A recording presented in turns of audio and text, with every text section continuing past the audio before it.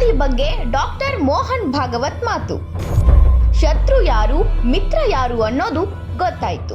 भक्ति, समर्पण और देश सेवा के ये उत्तुंग उदाहरण व्यक्तिगत और राष्ट्रीय चारित्र कैसा होना चाहिए, इसके आदर्श हमको मार्गदर्शन करते हैं.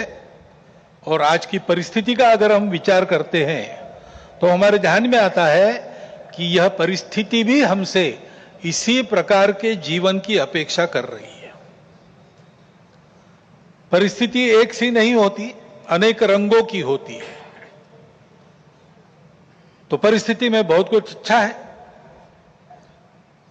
इसलिए बीता कालावधि 1 वर्ष का हमारी आशाएं और विश्वासों को भी दृढ़ करता है और हमारे सामने पुरानी और नई जो चुनौतियां उपस्थित है उनको अधिक स्पष्ट करने वाला भी वही कालावधि है. जैसे प्रयागराज में एक विशाल महाकुंभ हुआ, आधुनिक व्यवस्थापन के सारे कीर्तिमान तोड़कर एक जागतिक विक्रम तो उसने प्रस्थापित किया ही, लेकिन संपूर्ण भारत में श्रद्धा और एकात्मता की एक लहर उसने दौड़ा दी. पिछले साल एक दुर्घटना पहलगाम की भी हुई. हमला हुआ सीमा पार के आतंकियों के द्वारा, 26 भारतीय नागरिकों की उनका धर्म पूछकर हत्या की. लेकिन उसके चलते सारे देश में प्रचंड दुख और क्रोध की लहर पैदा हुई. पूरी तैयारी करके सरकार ने, हमारी सेना ने उसका बहुत पुरजोर उत्तर दिया. सारे प्रकरण में हमारी नेतृत्व की दृढ़ता, हमारी सेना का शौर्य, कौशल्य और समाज की एकता और दृढ़ता का एक उत्तम चित्र प्रस्थापित हुआ. और यह भी वह घटना हमको सिखा गई कि यद्यपि हम सबके प्रति मित्र भाव रखते हैं और रखेंगे, फिर भी अपने सुरक्षा के विषय में हमको अधिकाधिक सजग रहना पड़ेगा, समर्थ बनना पड़ेगा.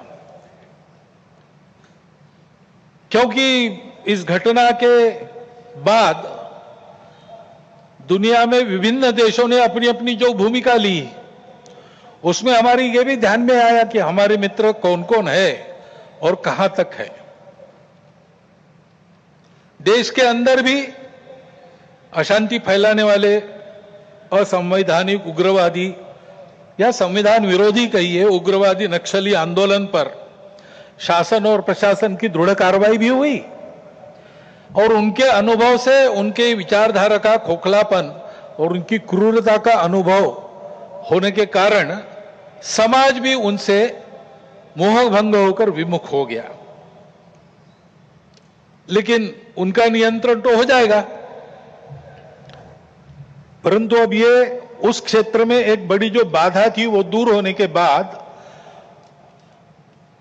उस क्षेत्र में न्याय की स्थापना हो, विकास वहां तक पहुंचे, सद्भावना, संवेदना और सामरस्य वहां स्थापित हो, इसके लिए समाज की भी और शासन प्रशासन की भी योजनाएं चलनी पड़ेगी. क्योंकि इनका अभाव ही ऐसे उग्रवादी ताकतों के पनपने का कारण बनता है. इससे त्रस्त मनुष्य दूसरा कुछ उपाय दिखता नहीं, इसलिए निराश होकर उनको प्रश्रय देता है.